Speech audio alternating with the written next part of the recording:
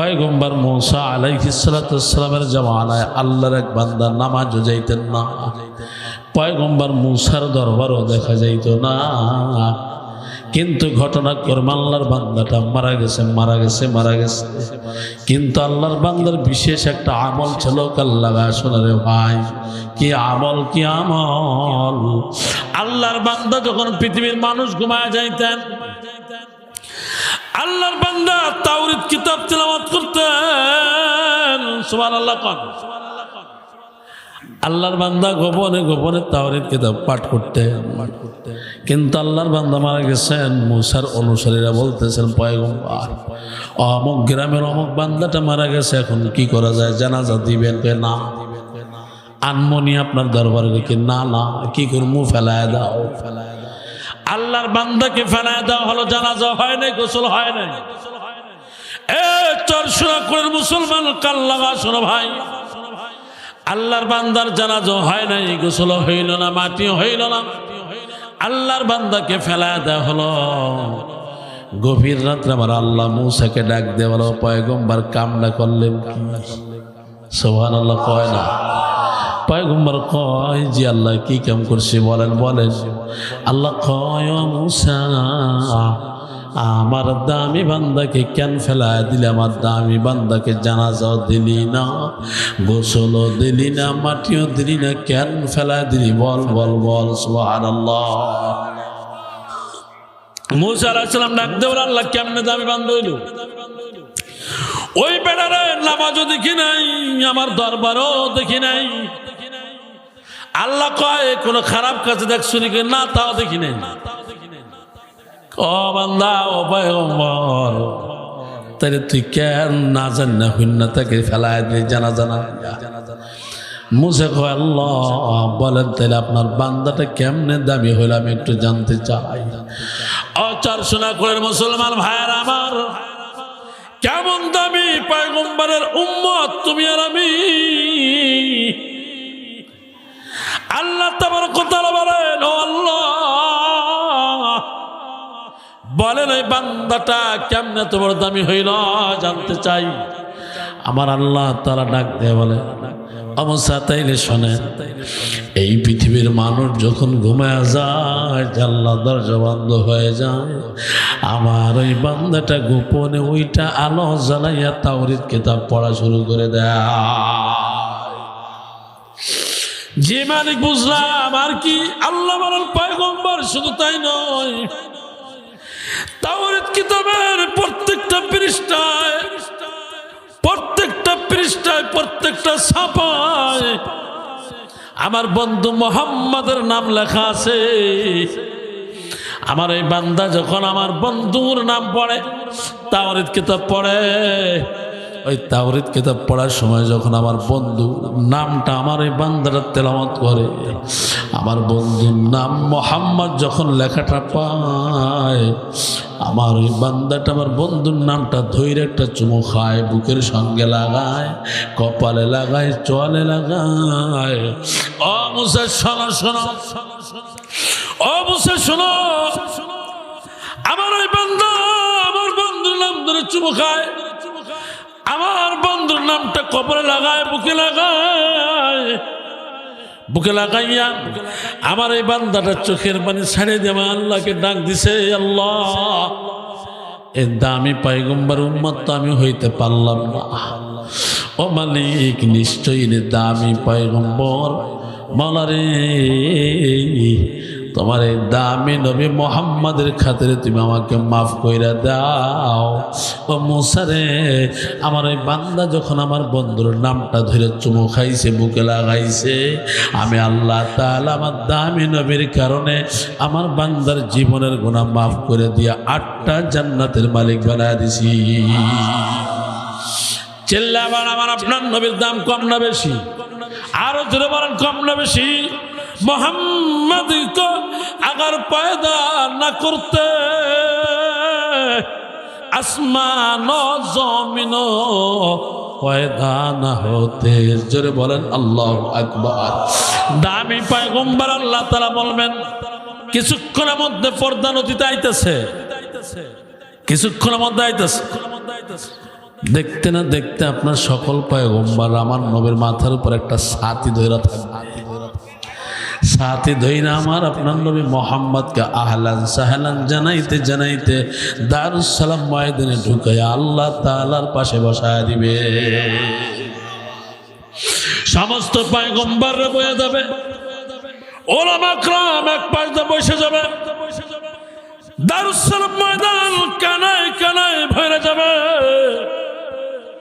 আল্লাহ তাআলা ডাকতে বলবেন, ও জান্নাতি মানুষেরা, এই পৃথিবীতে সব কিছু তোমরা আমল করেছ, দুনিয়াতে আমল করছো, যার বিনিময়ে জান্নাত পাইছ। তোমরা বলো তো, আমি যা যা দেওয়ার কথা ছিল সব তোমরা পাইছ?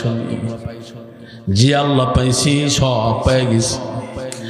আল্লাহ তাআলা কথা বলার পূর্বে বলেন, আজকের আপনার সবার সমাবেশের সভাপতি আমি, কথা বলবো আমি, কোনো নবী রাসূল কথা বলতে পারবেন না। সমাধান আমার, শেষ আমার, শুরু আমার। সুবহানাল্লাহ।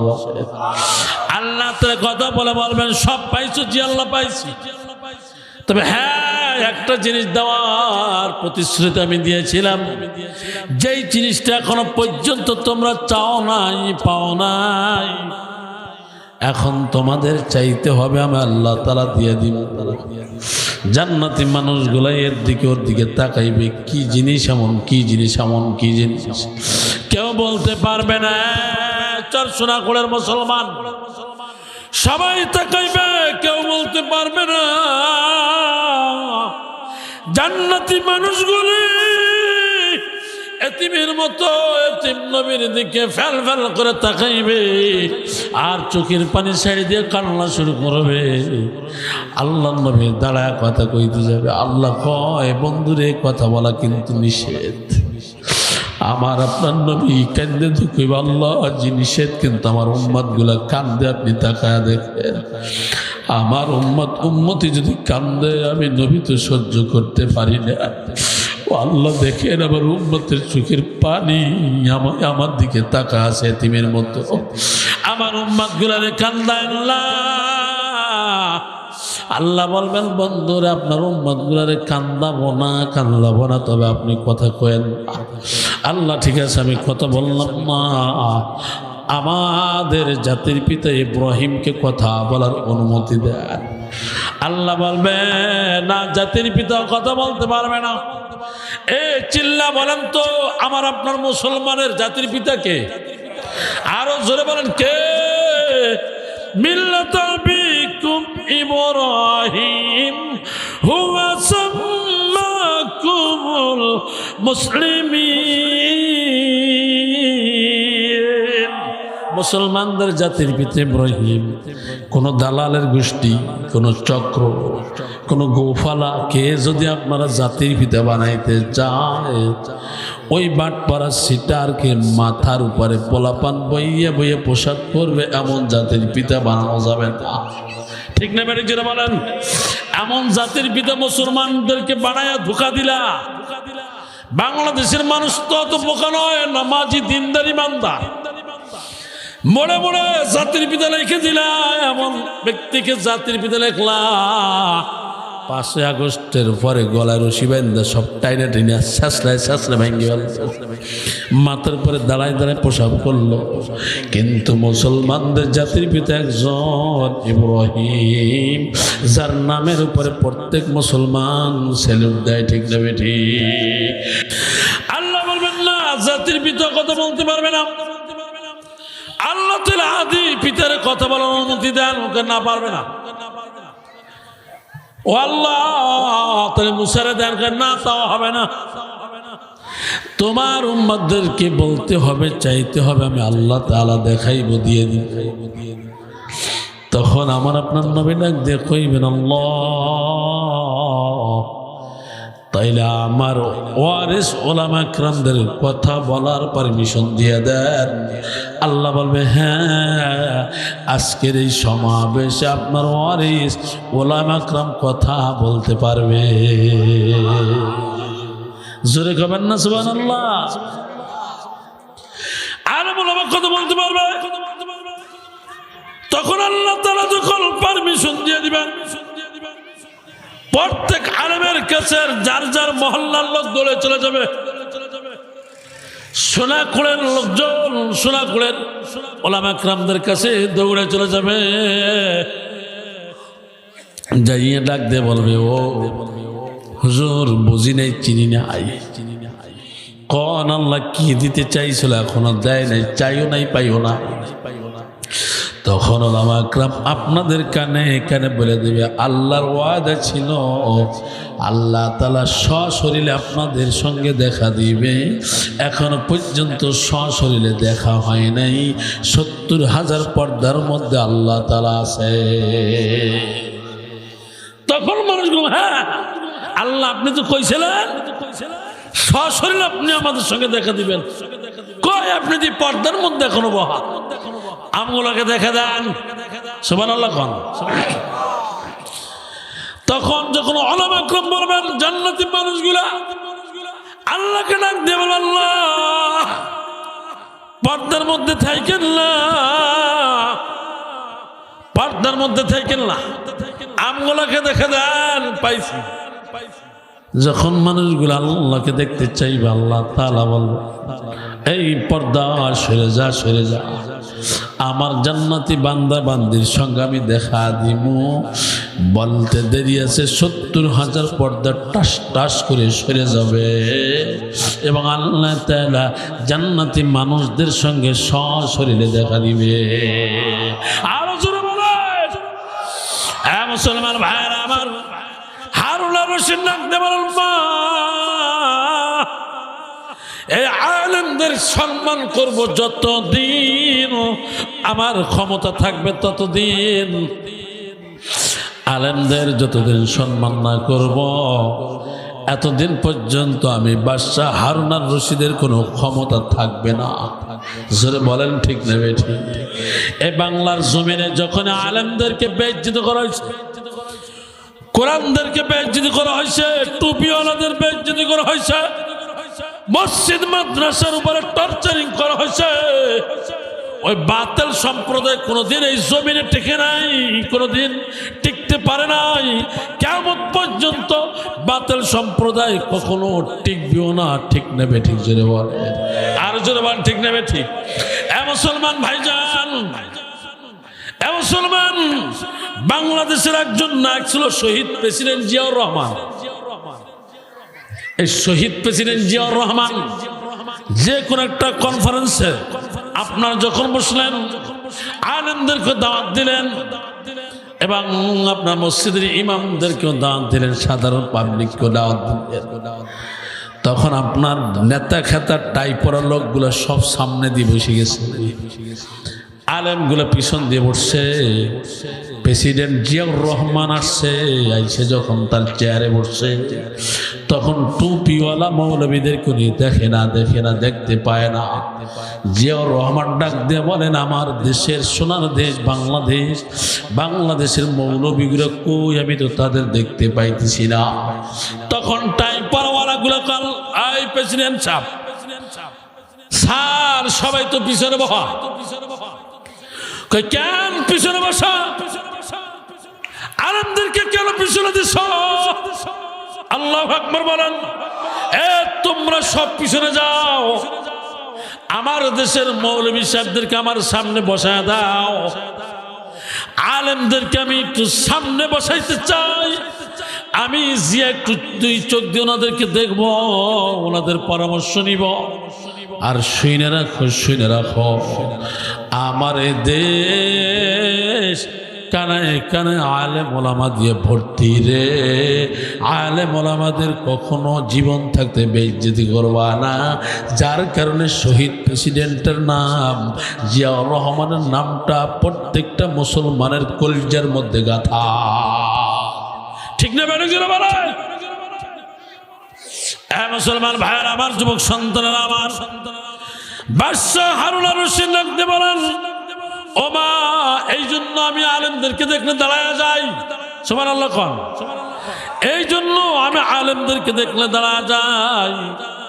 মা, আমার ক্ষমতা কখনো যাইতো না। আমি আলেমদেরকে এই জন্য সিলেক্ট করি। এই যে পরে মা কয় হ্যাঁ বাবা ঠিক আছে, তাইলে তোমার কথা ঠিক আছে। এই বাদশাহ হারুন আর রশিদ যখন আলেম ওলামা খাওয়া হয়ে গেল, ওনার গেস্ট রুমে বসতে দিলেন। হারুন আর রশিদ কয় খাইছেন ঠিক মতো? জি খাইছি। তাইলে আমি যে জন্য আপনাদেরকে ডাকছি প্রশ্নটা আমি করি, এই কান লাগায় শোনেন। এখনই আমার মোট আলোচনার দিকে চলে যাও। তা আমি যে জন্য আপনাদেরকে ডাকছি আমার প্রশ্নটা করি। জি বাদশাহ, আপনি প্রশ্ন করেন। তোমরা তো আমাকে চিনো না? হ্যাঁ চিনি। আমি কেমন প্রেসিডেন্ট তোমরা চিনো? জি চিনি। আমি বালা না খারাপ তোমরা সবাই জানো? জি বাদশাহ নামদার জানি। তাইলে কও আমি হারুন আর রশিদ জান্নাতি না জাহান্নামী? আল্লাহু আকবার। তাইলে তোমরা বলো আমি জান্নাতি না জাহান্নামী? এখন সব আলেম ওলামা হাক্কা বাক্কা খেয়ে গেছে গা। কারণ আপনার এখানে যারা বসা আছেন কেউ কি গ্যারান্টি দিয়ে বলতে পারবেন তুমি জান্নাতি? কেউ বলতে পারবেন তুমি জাহান্নামী? বলার শক্তি নাই। জান্নাত জাহান্নাম কার হাতে? আরো জোরে বলেন কার হাতে? চিল্লা বলেন কার হাতে? জোরে বলেন না আমার আপনার মালিক কি? আরো জোর হলো না। একসাথে আওয়াজ দিয়া জোরে বলেন আমার আপনার মালিক কে? এখনো পর্যন্ত যারা আল্লাহর নাম নিতে কার্পণতা করবে মনে করবেন তারা ওই দলের লোক, ঠিক না ঠিক? কারণ আল্লাহর নাম নিলেই যারা বাধা দিত তারা জীবন চেল্লাই গেছে, ঠিক না বেঠে? কোরআনের তাফসীর করতে গেলে যারা মাইক কেড়ে নিত জীবন চেল্লাই গেছে। এদেশে আর স্থান হবে না ইনশাআল্লাহ। আরো জোরে বলেন ইনশাআল্লাহ। মানুষ কত নিকৃষ্ট হলে এত খারাপ কাজ করতে পারে? আমি হতে পারি কমই আর, কিন্তু টুপিওয়ালারা কিন্তু সাইদি সাহেব রহমতুল্লাহ আলাইহি তার জীবনের সাধনার একটি প্রতিষ্ঠান খুলনা। ওনার ওসিয়ত ছিল আমি মারা যাওয়ার পরে আমার দাফন কাফনের ব্যবস্থা যেন এই মাদ্রাসায় করা হয়, ঠিক না ব্যাটিক জোরে বলেন? এই দূষররা, এই ফ্যাসিস্ট সরকার শেখ হাসিনা তার এই আশাটা কেউ পূরণ করতে দেয় না। লাশটাকে নিয়ে তামাশা করা হয়েছে, খুলনাতে তার দাফন কাফনের ব্যবস্থা করতে দেয় না। তা তোমরা পালাইবে না তো কারা পালাইব? ঠিক না ব্যাটিক জোরে কোন? এমন তাফসীর মুসলমান আর শুনতে পারবি না। ও যে কটা মানে ক্যাসেট ভাইরাল আছে ওই কটাই পারবি, আর সাইদির জবান থেকে তাফসীর শুনতে পারবি না। অনেক কয় যে এক সাইদি লোকান্তরে লক্ষ সাইদি ঘরে ঘরে কসু সাইদি আর জীবনে পাবি না। তবে সাইদিকে যারা হত্যা করেছে, ইনজেকশন পোস্ট করে মারা হয়েছে, বাংলার জমিনে তাদের বিচার হতেই হবে, ঠিক না বেঠিক বলে? মুসলমান ভাইয়ার আমার, শুধু সাইদি নয়, বাংলার জমিনে যত আলেমের সঙ্গে বেয়াদবি করা হয়েছে তাদের বিচার হবে ইনশাআল্লাহ। এপারে না হোক, মারার পরে আল্লাহর আদালতে হলেও হবে কিনা জোরে বলেন? মুসলমান ভাইয়ার আমার, যুবক সন্তানরা আমার কান লাগান শুনেন। আমাদের একজন আলেম ছিলেন মুফতি আমিন সাহেব রহমতুল্লাহ আলাইহি, যাকে গৃহবন্দী করে রাখা হয়েছিল, যাকে বছরকে বছর মাসকে মাস না খাওয়াইয়া গৃহবন্দী করে তাকেও শাহাদাত বরণ করতে হয়েছে।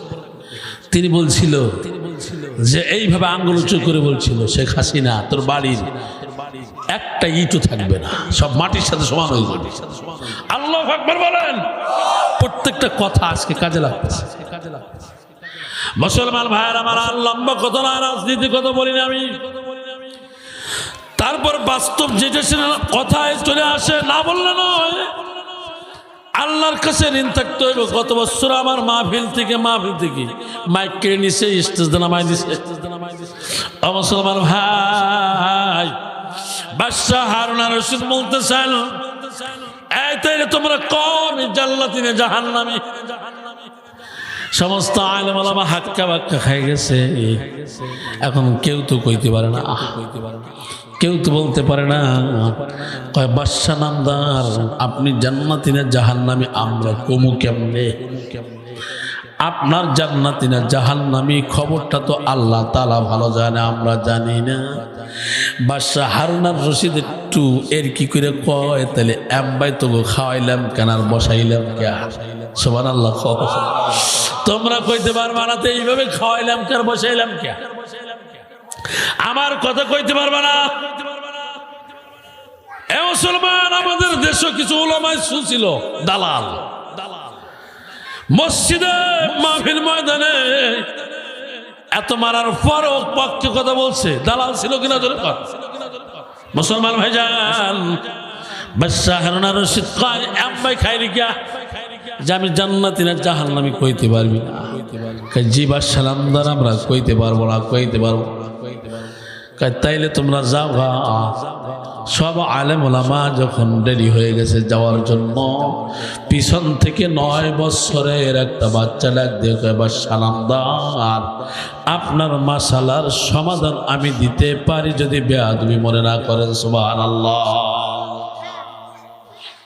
9 বছরের বাচ্চাকে আমি সমাধান দিব। রাস্তা করে দে, রোড বানা দিল, সবাই রাস্তাটা আলাদা করে দিল, জনগণ সরে গেল 2 পাশ দা, মাঝখান থেকে চলে আসলো বাদশাহ হারুন আর রশিদ, কোলে কইরে নিয়ে ওনার চেয়ারে বসায় দিল। সুবহানাল্লাহ। ওনার সিংহাসনে বসাইল।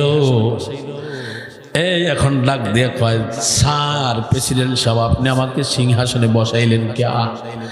আর আপনি নিচায় যে বসলেন কে? কয়, শোনো বাচ্চা শোনো, যে প্রশ্ন করে সে নিচায় থাকে, আর যে উত্তর দেয় সে উপরে থাকে। তুমি যেহেতু উত্তর দিবে, তুমি আমার সিংহাসনে বসো। বাচ্চাকে সিংহাসনে বসাইলেন। বাচ্চা ডাক দেখো, বাদশাহ নামদার, আপনার প্রশ্নটা আবার একটু বলেন। হারুন আর রশিদ কয়, ও বাচ্চা বাজান, আমার প্রশ্নটা ছিল আমি জান্নাতি না জাহান্নামী। এই একটা প্রশ্ন আমার, আমি জান্নাতি না জাহান্নামী, এই সমাধানটা যদি তুমি দিতে পারো তাইলে আমার প্রশ্নটা আমি পাওয়া যাব। আল্লাহর বান্দা বাচ্চা লাগবে কয়, তাইলে আমি একটা প্রশ্ন করি আপনাকে। সুবহানাল্লাহ। কর। কি প্রশ্ন করবা বলো বলো। অবশ্যই আপনারও যেমন একটা প্রশ্ন, আমারও একটা প্রশ্ন।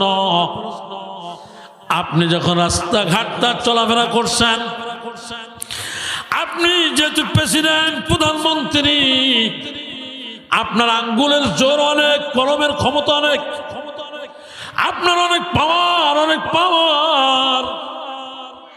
আমার প্রশ্নটা একেবারে ছোট, উত্তর বড়। কি বলেন বাদশাহ নামদার? আপনি প্রেসিডেন্ট থাকা অবস্থায়, এখনো যেহেতু প্রেসিডেন্ট আছে, আপনার জীবনে আপনি কি কখনো জিনা করছেন? আপনি কি কখনো মেয়েদের ইজ্জত হরণ করছেন? আপনি কি ইচ্ছা করে ইফটিজিং করছেন? অনিচ্ছায় কি আপনি মেয়েদের সঙ্গে মেলামেশা করছেন? আপনার সামনে জিনা করার সুবিধা আছে, ইচ্ছা করলে প্রত্যেকদিন 2-4টা মেয়েকে ধর্ষণ করতে পারেন, ভোগ করতে পারেন। আপনি যেহেতু প্রেসিডেন্ট, আপনি ইচ্ছা করলে যে কোনো সুন্দরী মেয়েকে আপনি ভোগ করতে পারেন, নিয়ে আসতে পারেন, খাস কামরায় ঢুকাইতে পারেন। প্রেসিডেন্ট, এমন সুযোগ কি আপনার আইছিল? হ্যাঁ, একবার না দুইবার না, 1000 বার এমন সুযোগ আসছে। কি আপনি কি কখনো এই গুনার কাজে লিপ্ত হয়েছেন? বাদশাহ হারুন আর রশিদ চোখের পানি ছেড়ে দিয়ে বলে, বাজার, আমার একবার নয় দুইবার নয়, 1000 বার আমার সুযোগ আসছে, কিন্তু আমি কখনো বাঁকা নজরে কোনো মেয়েদের দিকে তাকাই নাই। আল্লাহু আকবার! আমি কখনো গুনার নজরে তাকাই নাই। জিনা তো করা দূরের কথা, মেয়েদের গায়ে হাত তো দূরের কথা, গুনাহ হইবে এমন নজর দিয়ে আমি কখনো মেয়েদের দিকে তাকাই নাই। কারণ যখন আমি মেয়েদের দিকে তাকাইতে গেছি তখন আমার অন্তরের মধ্যে ভয় আসছে। এবার বাচ্চাটা দেখে কার ভয়? আমার মাওলা পাকের ভয়। আমি যখন কোনো অন্যায় কাজ করতে গেছি আমার আল্লাহর ভয় আমার কলবে শুরু হয়ে গেছে। গুনাহ যখন করতে গেছি বা অন্যায় যখন করতে গেছি তখন আমার আল্লাহর ভয় চলে আসছে আমার অন্তরের মধ্যে। এবার বাচ্চাটা ডাক দিয়ে কয়, তখন আপনার যখন আল্লাহর ভয় চলে আসছে তখন গুনাহ করেন নাই? কেন? গুনাহ করা তো দূরের কথা, কাছেও যায়নি। আল্লাহু আকবার!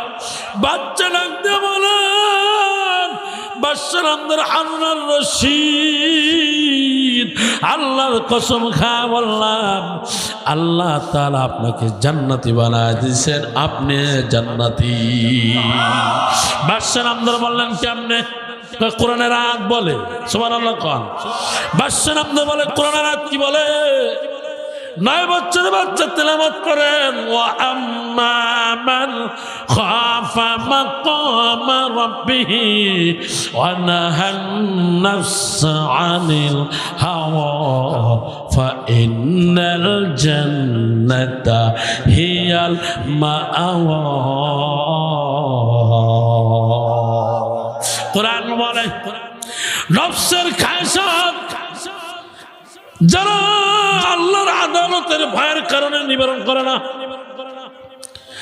আল্লাহর আদালতের ভয়ে যারা গুনাহ করে না, নফসের খায়সাত থেকে দূরে থাকে, আল্লাহ বলছেন নিশ্চয় আমি তাদের জান্নাত দিব।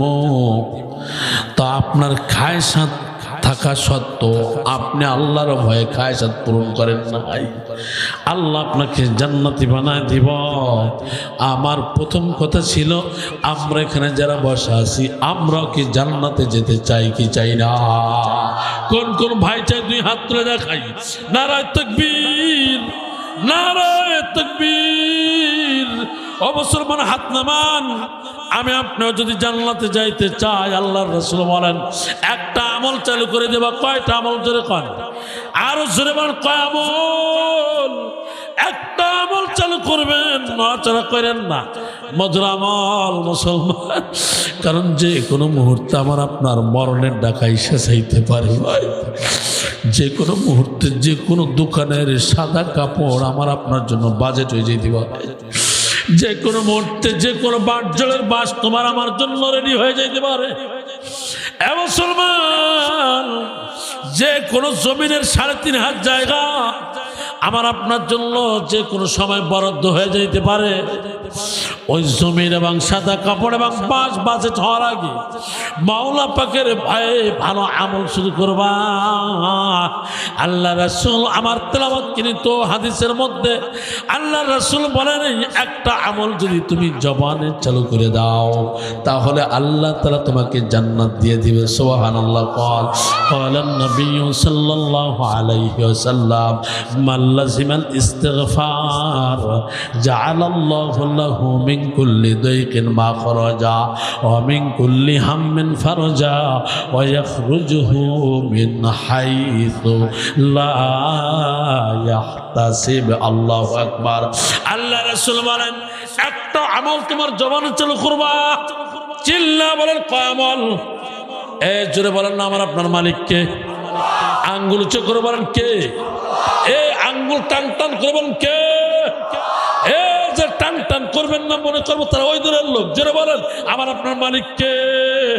আরো শুনবেন, আল্লাহ। চিল্লা বলেন, আল্লাহ। আরো জোরে ডাকবেন, আল্লাহ। হাত নামান মুসলমান। আল্লাহর রাসূল বলেন আমল হলো একটা, আমার দিকে কান লাগামাই মজার কথা কম, দুই চোখ ছাড়িয়ে দিয়ে কাঁদবে। জীবনে বহু হাসাহাসি করছেন, তামাশা করছেন, কারণ যে কোনো মুহূর্তে তোমার আবার কিন্তু মরণের ডাকটা এসে যাইতে পারে। মরণের ডাক কোন সময় কার আসবে খবর জানে কে? আর জোরে বলেন কে জানে? কে জানে? আমার মরণ আসবে কখন কেউ তো জানবে না, আমার মরণ আসবে কখন কেউ তো জানবে না। আমি মরে গেলে তোমরা আমায় ভুলে যাইও না, আমি চলে গেলে তোমরা আমায় ভুলে যাইও না। আমার মরণ আসবে কখন কেউ তো জানবে না। জোরে বলেন জানবে কে? আরো জোরে বলেন কে জানবে? মরার আগে আল্লাহর রাসূল বলেন একটা আমল করবা, মান লাজিমাল ইস্তিগফার। তোমার জবানে ইস্তিগফার আমল চালু করে দাও। আল্লাহু আকবার বলেন। ইস্তিগফারটা হলো আস্তাগফিরুল্লাহ। জোরে বলেন আস্তাগফিরুল্লাহ। চিল্লা বলেন আস্তাগফিরুল্লাহ। অর্থ হলো আল্লাহ আপনি আমাকে মাফ করে দেন, আল্লাহ আপনি আমাকে ক্ষমা করে দেন। আল্লাহ রাসূল কল তুমি ঘুমানোর সময় আমাকে স্বপ্ন দেখতে চাও? এ ভাই গুরুত্বপূর্ণ কথা, কম আমার দিকে তাকাইয়ে। আল্লাহ রাসূল বলেন আমি নবী কি তোমরা স্বপ্ন দেখতে চাও?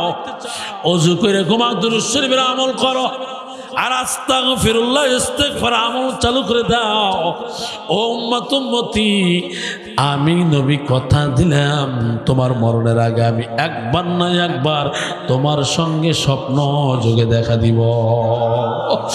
মুসলমান ভাইয়েরা আমার, ইস্তিগফার কত বড় একটা সম্পদ, আমল।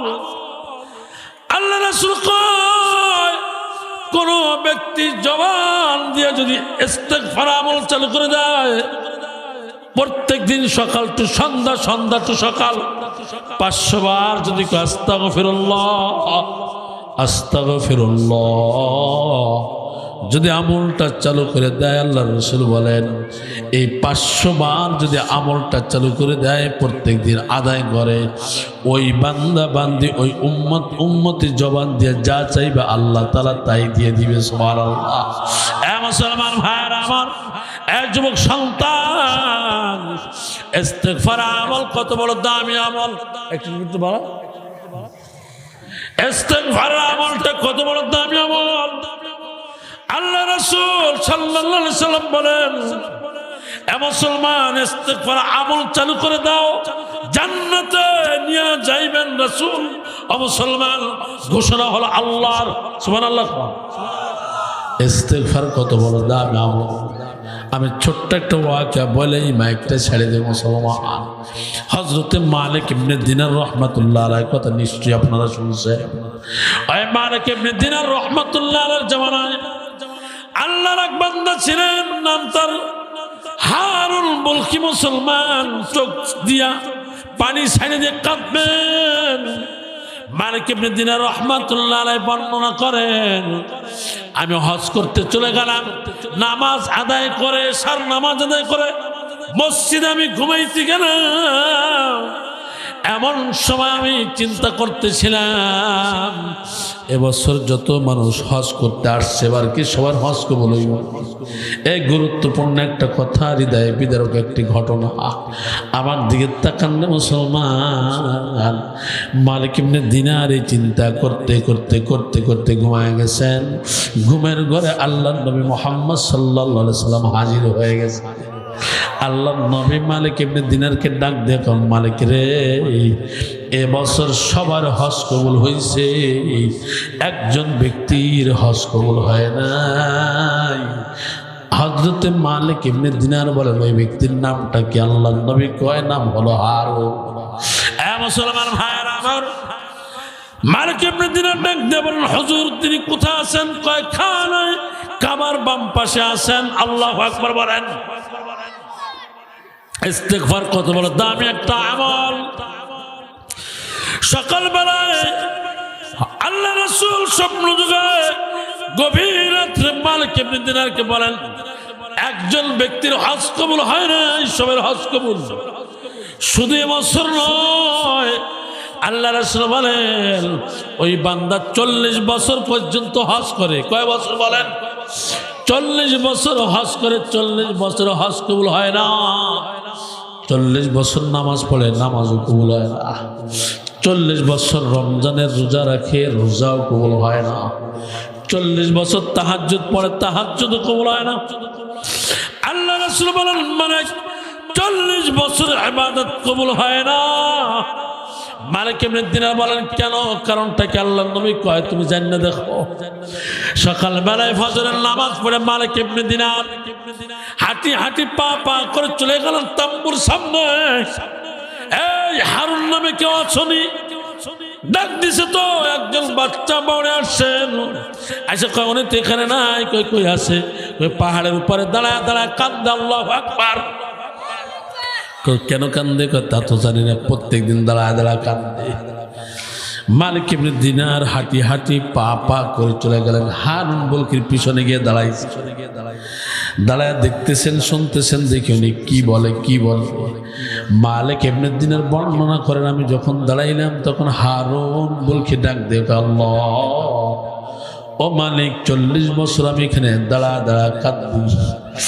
40 বছর নবীজির রওজায় দৌড়ে যাই। 40 বছর আমি লাব্বাইক বলি, তুমি বলো লা লাব্বাইক। এ শোনা করার যুবক সন্তান, কখন যেন তোমার আমার মরণের ডাক এসে যায়। কার জন্য লাঠি উঁচু করো? কার জন্য মারামারি করো? কার জন্য দৌড়াদৌড়ি করো? ভাই, যে কোনো মুহূর্তে মরণ এসে যাইতে পারে। কি নিয়ে যাইবা কবরে? হারুন আর রশিদ ডাক দেখ, আল্লাহ 40 বছর পর্যন্ত মক্কা মদিনায় দৌড়াই, 40 বছর পর্যন্ত তুমি আমার হজ কবুল করো না।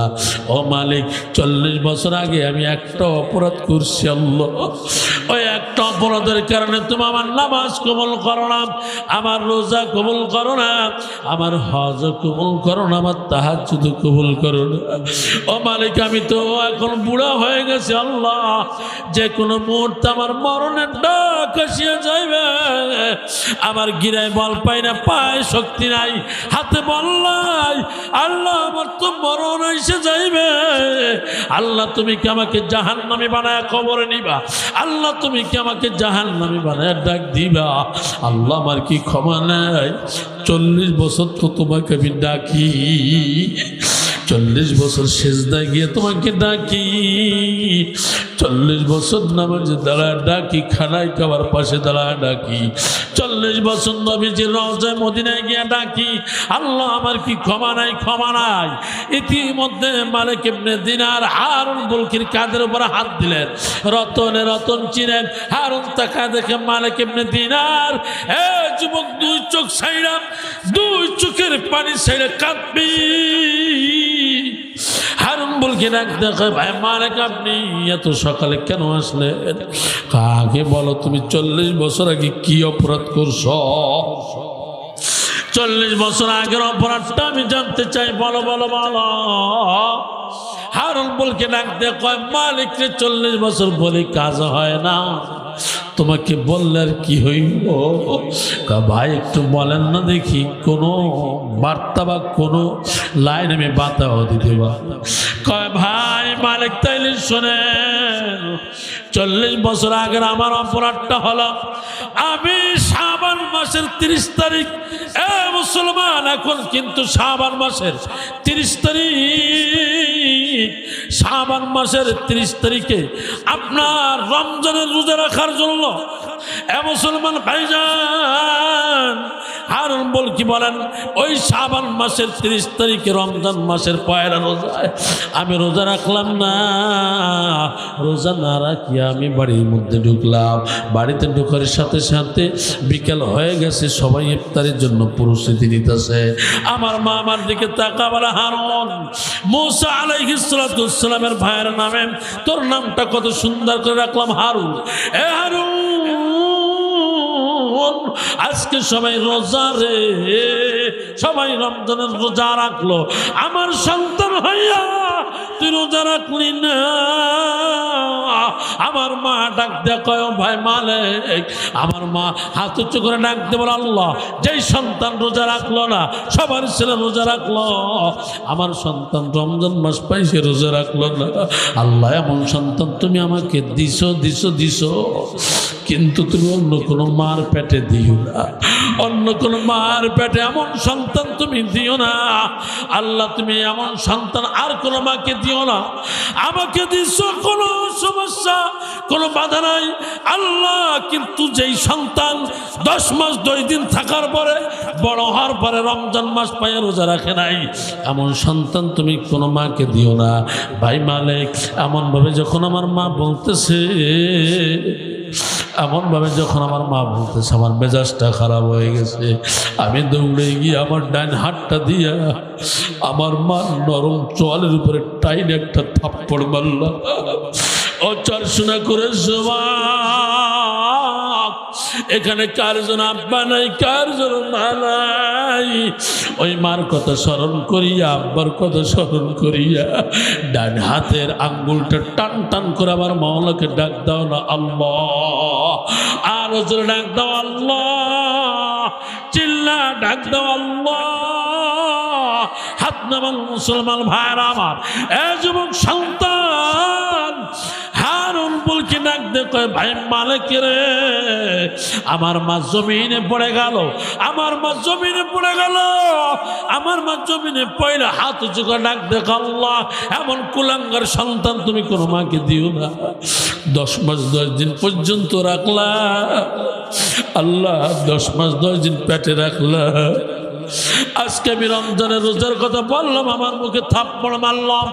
এই কুলাঙ্গার সন্তান কোনো মাকে দিও না ও মালিক, এমন সন্তান আমাকে দিছো, আর কোনো মাকে দিও না। হারুন বলকি মালিককে ডাক দেয়া বলে ভাই মালিক এমনি দিনার, আমার মা এমন কথা যখন বলেছে, তখন আমার স্ত্রী আপনার বড় একটা গর্তের মধ্যে চুলার মধ্যে আগুন ধরাইয়া গম সিদ্ধ করতেছিল। গমটা সরাইয়া আগুনের মধ্যে আমার মাকে আঞ্জা দিয়ে চাইবে ধরলাম, 2 হাত দিয়ে ধইরা আগুনের মধ্যে ফেলা দিলাম। আমার মা মুহূর্তের মধ্যে গায়ে আগুন লাইগা আমার মা কবরের যাত্রী হয়ে গেল। এই সন্তান এই পৃথিবীতে মা বাবার মতো আপন কেউ নাই। মা বাবার জন্য চোখের পানি ছেড়ে দিয়া রমজান মাস সামনে আগত আল্লাহকে ডাক দেখো আল্লাহ, আমার মা নাই, আমার আব্বা নাই, আমার আব্বা আম্মার কবর তুমি জাহান্নামের আগুন দিবা না আল্লাহ, তুমি আমার আব্বা আম্মাকে জাহান্নামে পোড়াইবা না।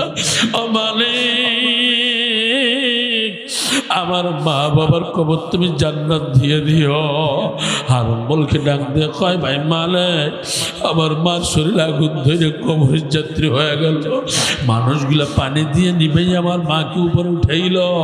আমি রুমের মধ্যে চলে গেলাম, রাত ওভার হয়ে গেল, পার হয়ে গেল। সকালবেলা আমার বিবিকে ডাক দিয়ে বললাম বিবি দরজা খোলো। কয় কেন খুলবো? আমার মা কয়, আমার বিবি ডাক দিয়ে বলে তুমি তো তোমার মাকে মেরে ফেলছ। আমি জানি, তা আমার মাকে একটু দেখতে দিবা না? তোমার মাকে তো তুমি মেরে ফেলছো, কি দেখবা? আমার মাকে কি মাটি দিয়ে ফেলছে নাকি? না, কিছুক্ষণ পরে জানাজা হইব, মাটি হইব। হারুন কান্দার বলে ভাই মালিক, আমার বিবি যখন দরজা খুলে দিল দৌড়ে আমার মার কাছে চলে গেলাম। মার কাছে তাকায় দেখে আমার মা এক টাঙ্গাল পুইড়া রুটি পোড়ার মতো হয়ে গেছেন। ও মালিক, আমার মার চোখ 2টা পড়ে নাই, আমার মার মুখটা পড়ে নেই, কিন্তু শরীরটা পুড়ে গেছে। আমার মার চোখের দিকে যখন তাকাইলা আমার মা কেমন যেন আমাকে ডাক দিয়ে হারুন, কেমনে তুই আমাকে আগুনে ফেলাইলি, কেমনে থাপ্পড় মারলি? ও 400 মুসলমান, মা বাবার মতো আপন এই পৃথিবীতে কেউ হতে পারে না। ছোট্ট আর একটা কথা বলি, আমি নিজের চোখে দেখেছি, কথায় কত মনে পড়ে যায় আমার মাদারীপুরের একটা ঘটনা। 7 বছর পরে সন্তান ইটালি থেকে আসছে, আমার হাতটা ধরে কয় আঙ্কেল একটু চলেন আমার বাড়ি যাবেন। আমিও গেলাম মুসলমান, আমাকে ধৈর্য নিয়ে গেল।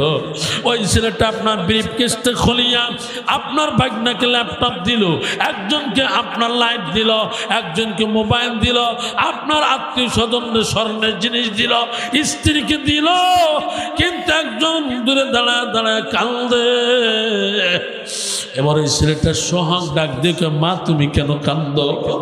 ও মা তুমি মনে করছো সবার জন্য সব আছে, মনে করছো তোমার জন্য কিচ্ছু আনি নাই?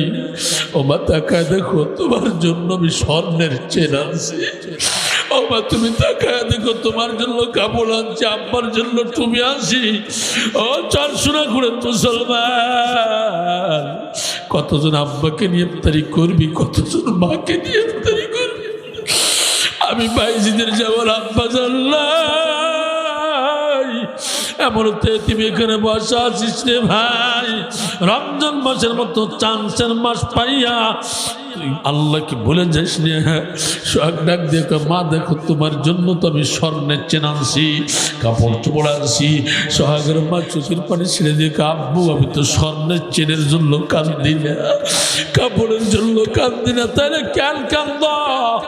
এবার ডাক দেখো, আব্বু রে 7 বছর আগে তুমি গেছো ইটালির জমিনে, ভিডিও কলে কথা বলছি, অডিও কলে কথা বলছি, আব্বা আমার কলিজা লেবে নাই, আমার কলিজা লেবে নাই।